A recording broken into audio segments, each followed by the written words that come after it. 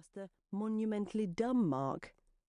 Only a blunder of staggering proportions would remove the surplus, and the nature of this mind-numbing act of idiocy was a matter of considerable media speculation. "It says here," he said, getting into full rant mode by adjusting his glasses and tapping at the newspaper with his index finger, "that even the government is having to admit that the stupidity surplus is a far, far bigger problem than they had first imagined." I held the striped dodo cozy I was knitting for Pickwick against her pink and blotchy body to check the size, and she puffed herself up to look more alluring, but to no avail. She then made an indignant plocking noise, which was the only sound she ever uttered. "Do you think I should knit her a party one as well? You know, black, off the shoulder, with sparkly bits in it."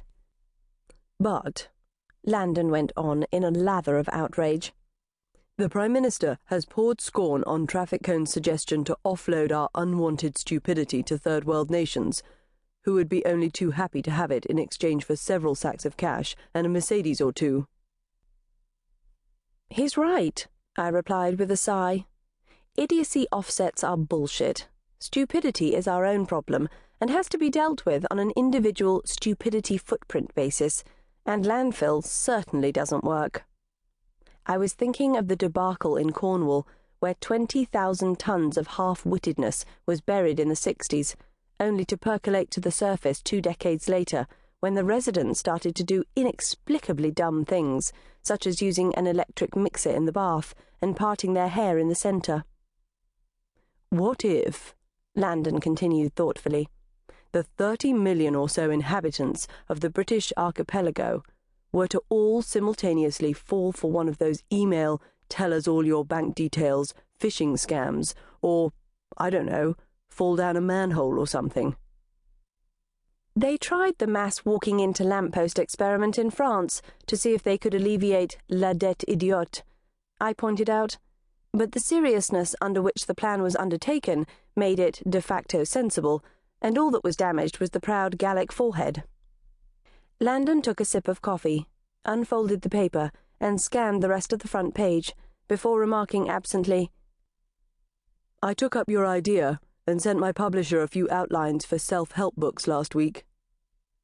"Who do they think you should be helping?" "Well, me. And them, I suppose. Isn't that how it's meant to work? It looks really easy. How about this for a title? Men are from Earth, women are from Earth, just deal with it." He looked at me and smiled, and I smiled back. I didn't love him just because he had a nice knee, was tall, and made me laugh, but because we were 2 parts of one, and neither of us could imagine life without the other. I wish I had a better way to describe it, but I'm not a poet. Privately, he was a husband and father to our 3 mostly wonderful kids, but professionally, he was a writer. Unfortunately, despite winning the 1988 Armitage Shanks Fiction Award for Bad Sofa, a string of flops had left the relationship with his publisher a bit strained. So strained, in fact, that he was reduced to penning point-of-sale non-fiction classics such as The Little Book of Cute Pets That You Really Like to Hug and The Darndest Things Kids Say. When he wasn't working on these, he was looking after our children and attempting to rekindle his career with a seriously good blockbuster, his magnum opus.